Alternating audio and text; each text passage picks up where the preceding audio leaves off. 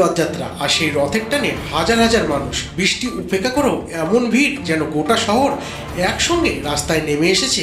মালদার গাজলে ঠিক কী দেখা গেল উল্টো রথযাত্রায়, চলুন দেখে নেওয়া যাক। নমস্কার, আপনি দেখছেন বার্তা 24 ঘন্টা। মালদার গাজলে এবারের উল্টো রথযাত্রা ঘিরেছিল উৎসবের আবহ।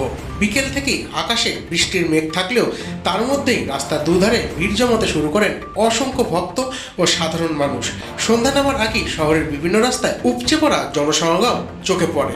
উল্টো রথের চাকা গড়াতেই চারদিক মুখরিত হয়ে ওঠে জয় জগন্নাথ ধ্বনিতে। জগন্নাথ ছিলেন আমাদের বাড়ির 7 দিন, প্রচুর লোক সমাগম ছিল, কীর্তন প্রসাদ পেতেন সবাই পাত পেরে। আজকে ফিরে যাচ্ছে জগন্নাথ মন্দিরে, যার যার গুন্ডিচা, আমাদের গুন্ডিচা ভবন থেকে, তাই আমরা ভাগক্রান্ত, তাই সেইভাবে বিদায় দিচ্ছি জগন্নাথ, সুভদ্রা, বলরামকে। যার থেকে আমাদের বাড়ি থেকে বেরিয়েছে, কিন্তু বৃষ্টির জন্য মাঝখানে একটু বিঘ্ন ঘটিয়েছিল। তা সত্ত্বেও বৃষ্টি উপেক্ষা করে সবাই রাস্তায় নেমেছে, প্রচুর লোক সমাগম আছে।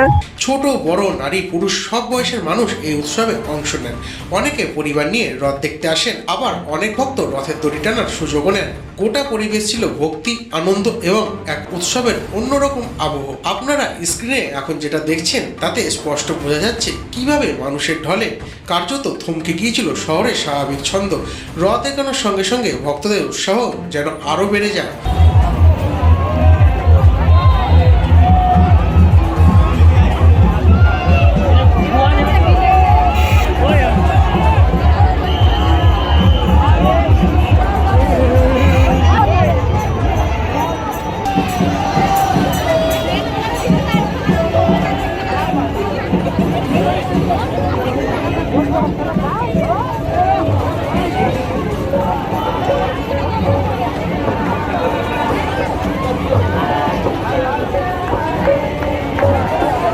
উল্টো রথ গোটা গাজল পরিক্রমা হচ্ছে প্রতিবারের নাই, কিন্তু এবার সব থেকে মানুষ বেশি লোক রাস্তাতে নেমেছে, এটা আপনারা দেখতেই পাচ্ছেন ক্যামেরাতে।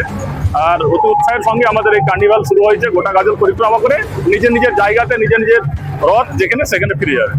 16 জুলাই আমরা প্রত্যেকেই মন্দির থেকে আমরা আমাদের মাসির বাড়িতে গিয়েছিলাম, স্বর্গীয় দুলাচন্দ্র রায় মহাশয়ের বাড়িতে।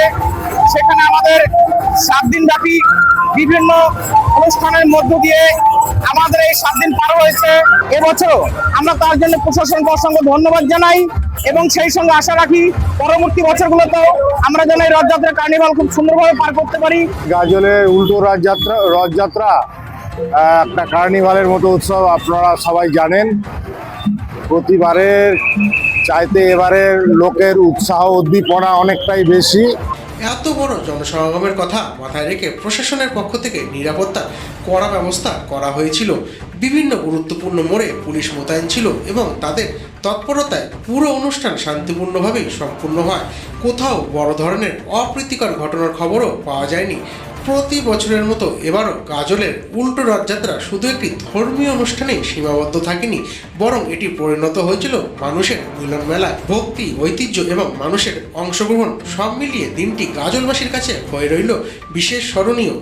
আপনি যদি এই উল্টো রথযাত্রায় উপস্থিত থাকেন তাহলে আপনার অভিজ্ঞতা অবশ্যই কমেন্টে লিখে জানান। আর এমনই পশ্চিমবঙ্গের গুরুত্বপূর্ণ খবর সবার আগে পেতে বার্তা 24 ঘন্টাকে সাবস্ক্রাইব করে আমাদের সঙ্গেই থাকুন। ধন্যবাদ। আহমেদ বাপির রিপোর্ট, মালদা।